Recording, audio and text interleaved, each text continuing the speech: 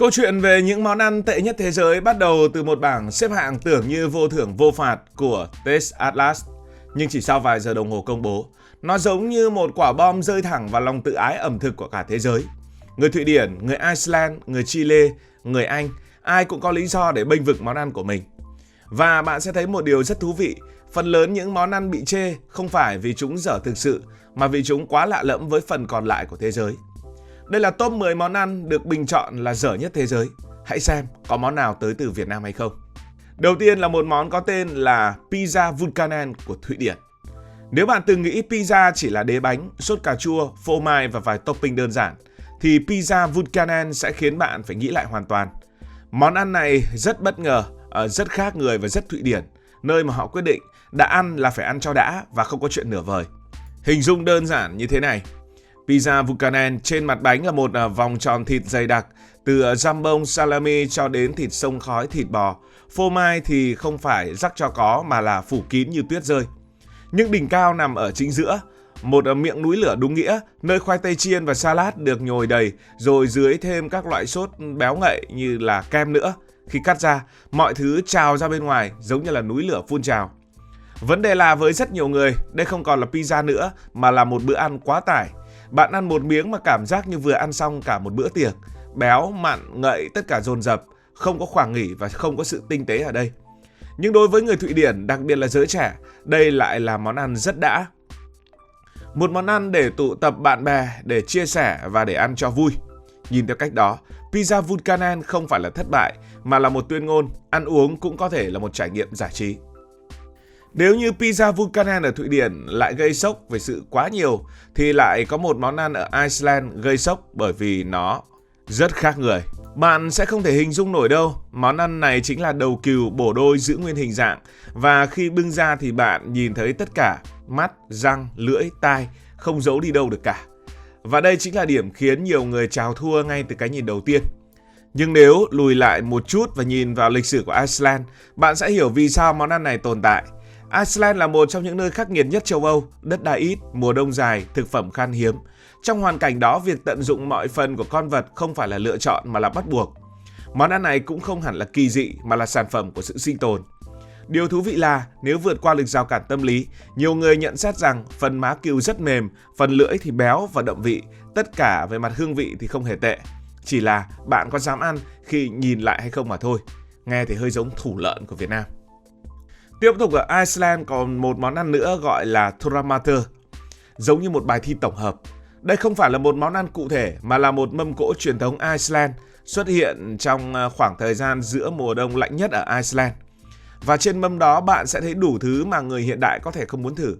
Cá mập lên men với mùi ammoniac nồng nặc đến mức nhiều người mô tả nó giống như mùi nước tẩy.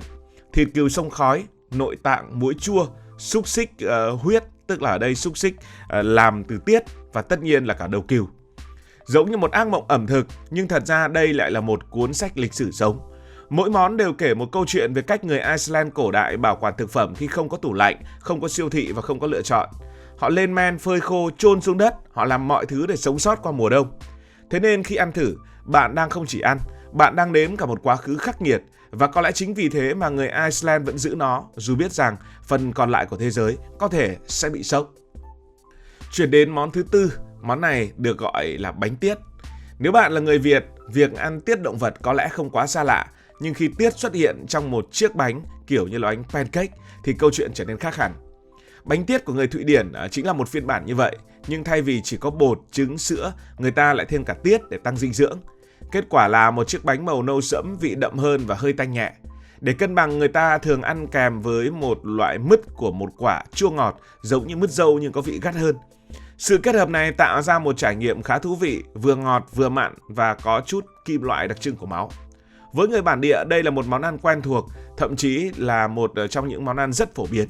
Nhưng với những người lần đầu thử, nó giống như một bài kiểm tra, có vượt qua được rào cản tâm lý để thưởng thức hay không. Và món ăn tiếp theo, món ăn thứ 5 mà chúng ta sẽ nhắc đến trong câu chuyện ngày hôm nay, đó là món cá hồi Navarra của Tây Ban Nha. Đây là một trường hợp khá đặc biệt ở trong danh sách, không có yếu tố kinh dị và cũng không có nguyên liệu gây sốc. Ngược lại toàn là đồ ngon, cá hồi, jambon serrano, dầu ô liu và chanh. Nhưng chính vì thế mà nó lại gặp vấn đề. Cá hồi vốn đã béo và đậm, jambon cũng mặn và giàu hương vị. Khi kết hợp lại, thay vì bổ trợ cho nhau, hai thứ này lại cạnh tranh.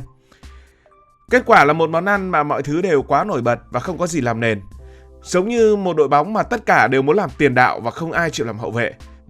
Và khi không có sự cân bằng, trải nghiệm ăn uống trở nên rất mệt mỏi. Ăn vài miếng bắt đầu thấy ngấy. Đây là một ví dụ rất hay cho thấy ẩm thực không phải cứ nguyên liệu đắt tiền là ngon, quan trọng là cách phối hợp. Vị trí thứ 6 đó là món min cao của Chile. Min cao là món bánh khoai tây đến từ đảo Chiloé, một vùng khá biệt lập của Chile. Và đúng với đặc trưng của những nơi như vậy, món ăn ở đây thường cũng rất đặc trưng. Khoai tây được bào, nghiền, trộn với mỡ lợn rồi tạo thành bánh. Không có gia vị cầu kỳ và cũng chẳng có kỹ thuật gì phức tạp. Khi ăn sẽ cảm nhận được độ dẻo, độ đặc và một chút béo từ mỡ. Nhưng với nhiều người nó thiếu điểm nhấn, không có vị chua, không có vị cay, cũng chẳng có gì bùng nổ. Nhưng chính sự đơn giản đó lại là linh hồn của món ăn. Nó phản ánh cuộc sống của người dân nơi đây, mộc mạc, thực tế và không màu mè. Và có lẽ để hiểu min cao, bạn không nên ăn nó trong nhà hàng sang trọng, mà nên ăn trong một bữa cơm gia đình, nơi câu chuyện và con người mới làm nên hương vị. Món ăn xếp ở vị trí thứ 7 trong số những món ăn tệ nhất thế giới, đó là món ăn có tên là Blodpan của Thụy Điển. Đây là một nâng cấp nặng đô của món bánh tiết. Đây là giống như là bánh bao được làm từ bột lúa mạch hoặc lúa đen trộn với tiết động vật, thường là tuần lộc. Bên trong có thể có nhân thịt và khi ăn thì rất chắc, rất nặng. Trong điều kiện khí hậu lạnh giá của Bắc Âu, đây là một món ăn lý tưởng. Nó cung cấp rất nhiều năng lượng, giúp người ta chịu đựng được cái lạnh kéo dài. Nhưng với người dân sống ở nơi khí hậu ấm hơn, ăn một món như vậy dễ gây cảm giác quá tải. Nó không nhẹ nhàng, không dễ ăn, mà giống như một cục năng lượng đúng nghĩa. Và đó cũng là lý do vì sao nó bị đưa vào danh sách này. Ở vị trí thứ 8 đó là một món ăn của Israel. Nếu các món trước đây gây tranh cãi vì hình thức hoặc nguyên liệu, thì món của Israel có tên là Kungel Jesusami lại gây tranh cãi về hương vị. Đây là món mì nướng có đường caramel nên rất ngọt, nhưng đồng thời người ta lại cho khá nhiều tiêu đen để tạo ra vị cay rõ rệt. Ngọt và cay trong cùng một món ăn không phải là điều quá xa lạ, nhưng ở đây nó lại ngọt quá và nó cũng cay quá. Với người quen, đây là một nét đặc trưng thú vị, nhưng với người mới, nó giống như một cú lừa. Bạn nghĩ rằng mình sắp ăn món ngọt nhưng lại bị cay, hoặc bạn nghĩ rằng mình sắp ăn món cay nhưng lại bị ngọt. Và chính cảm giác bị đánh lừa đó khiến nhiều người không thích. Món thứ 9 đó là món lươn lạnh London. Ngày nay khi nói đến ẩm thực Anh, nhiều người sẽ nghĩ đến những món khác nhau. Nhưng nếu quay lại vài trăm năm trước, một trong những món phổ biến nhất ở London lại chính là lươn. Xông thêm khi đó đầy lươn, rẻ và dễ bắt. Người ta luộc lươn với thảo mộc rồi để nguội.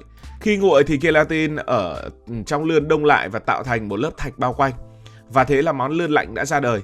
Với người thời đó đây là món ăn tiện lợi và bổ dưỡng, nhưng với người hiện đại, cảm giác ăn thạch mặn lại rất khó chấp nhận. Nó không sai, nó chỉ không còn hợp thời mà thôi. Và vị trí thứ 10, chúng ta tiếp tục quay trở lại với Chile để đến với món có tên là chapelele. Chapelele là bánh làm từ khoai tây và bột mì, thường được hấp trong hố đất cùng các món khác. Nếu bạn mong đợi một hương vị đặc biệt thì chắc là bạn sẽ thất vọng, vì món này gần như không có gì nổi bật, đơn giản, chắc, hơi dai và khá nhạt. Nhưng nếu nhìn ở góc độ khác, đây lại là một món ăn rất thú vị. Nó tận dụng nguyên liệu sẵn có, dễ làm, dễ bảo quản và có thể ăn kèm với nhiều món khác. Nó giống như cơm trắng của người Việt, ăn riêng thì nhạt, nhưng thiếu nó thì bữa ăn lại không trọn vẹn. Và có lẽ chính vì sự không nổi bật đó mà nó bị hiểu lầm là không ngon. Cảm ơn. Và bạn ấn tượng với món nào nhất? Bạn có dám thử món nào trong số 10 món này hay không? Liệu đây có thực sự là những món ăn dở nhất trên thế giới hay không? Hãy để lại ý kiến dưới phần bình luận. Nếu thấy thú vị, hãy nhấn nút like và đăng ký kênh. Hẹn gặp lại ở trong các video tới.